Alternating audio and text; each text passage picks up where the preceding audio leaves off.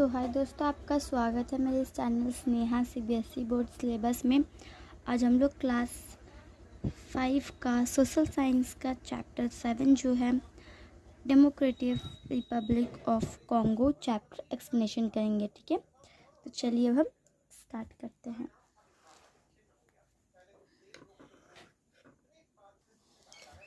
About Congo, the democratic Republic of Congo was formerly known as Zaire. ठीक है, तो जो डेमोक्रेटिक रिपब्लिक है वो फॉर्मली नोन एज, उसको फॉर्मली हम ज़ेयर से जानते हैं। ठीक है, it is located between 50 degree and 10 degree S latitude में। ठीक है, तो ये लोकेटेड है किस बीच में, 50 डिग्री नॉर्थ और 10 डिग्री साउथ लैटिट्यूड के बीच में वो लोकेटेड है। ठीक है, वहाँ पे वो है। ठीक है, simply it is the third biggest African country with regards to area.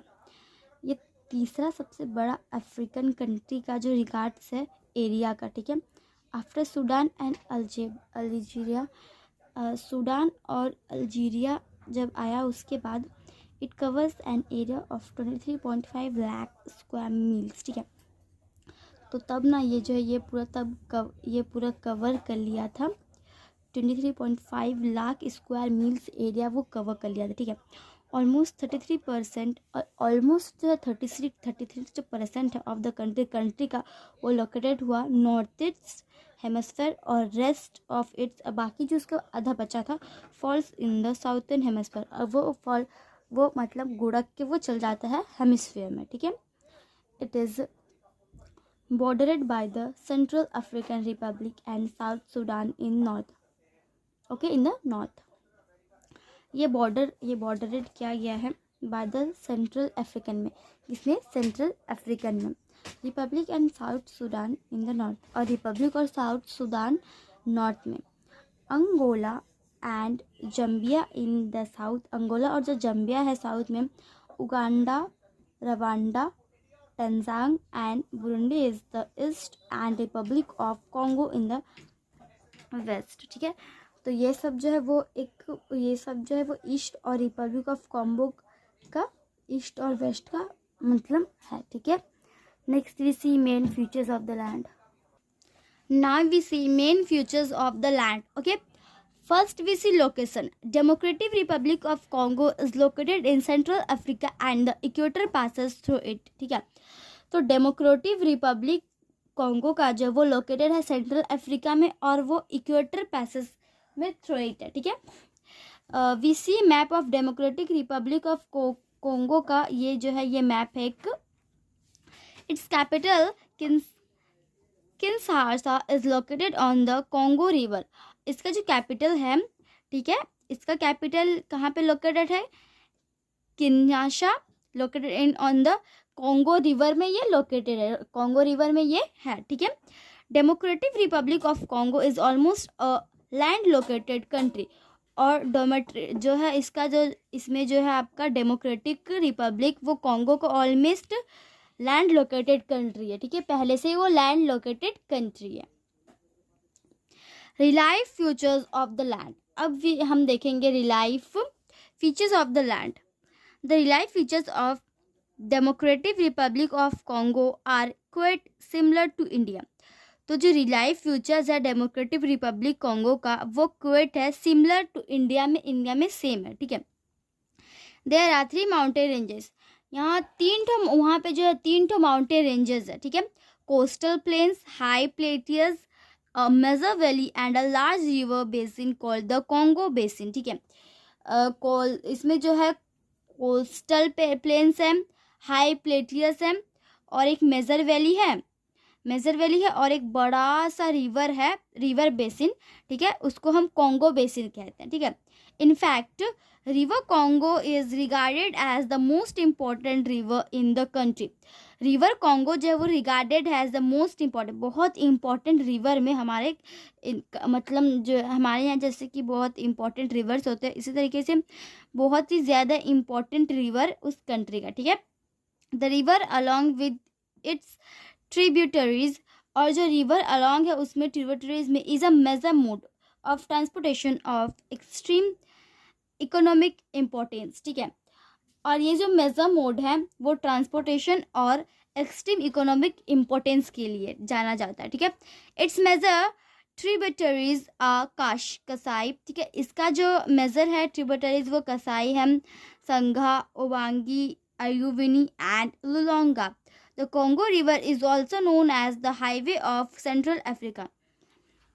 तो जो कॉन्गो रिवर है वो हाईवे ऑफ सेंट्रल अफ्रीका के नाम से भी जाना जाता है।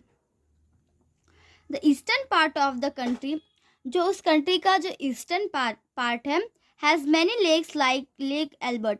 वहाँ बहुत सारा लेक है, जैसे कि लेक एल्बर्ट से, ठीक है, लेक एल्बर्ट और लेक एडवर्ड एंड किव्यू, ठीक है। Since Democratic Republic of Congo lies in the equatorial region, it receives heavy rainfall throughout the year, ठीक है। तो रिपब्लिक ऑफ कॉन्गो का वो lies in the equator region में, वो रिसीव्स करता भारी मात्रा में रेनफॉल थ्रू द साल में, ठीक है। The climate is conducive for the growth of dense and thick forest, ठीक है। और वो क्लाइमेट वो कंडीसिव है ग्रोथ ऑफ डेंस का ग्रोथ में और पतला सा थिक सा फॉरेस्ट में। There is hardly any soil irrigation and the soil is throughout nourished by humus, ठीक है। Climate. Now we know about climate. Since the Democratic Republic of Congo lies in the equatorial region, since the Democratic Republic Congo है वो lies in the equator region में, it receives, वो receive करता बहुत ही ज़्यादा, वहाँ बहुत बारिश होता है ईयर में, साल में, ठीक है। It is also extremely hot throughout the year, और ईयर में जो है बहुत वहाँ गर्मी भी लगता है, with not much change in summers and winters. Summer और विंटर में ज़्यादा चेंज नहीं आता वहाँ पे। the days and nights are of equal length, और डेज और नाइट वहाँ पे इक्वल लेंथ का है, ठीक है।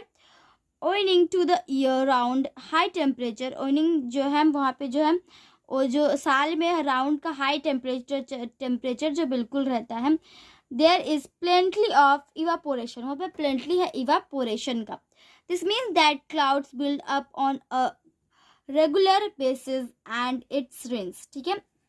एवेपोरेशन इसका मतलब होता है कि जो क्लाउड्स बिल्ड होता है रेगुलर बेसिस में एंड इट रेन्स, और उसका रेन्स, ठीक है।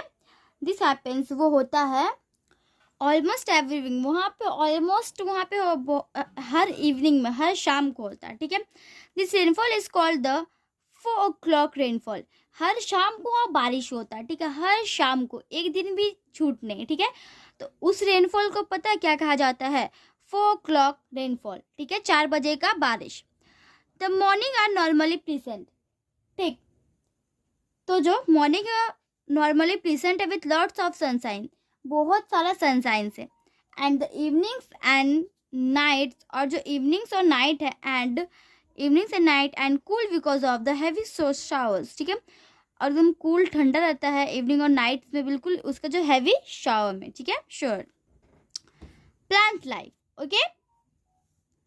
The heart of the Congo basin is covered by thick forest called the equatorial rain forest, ठीक है, इक्वेटोरियल रेन फॉरेस्ट।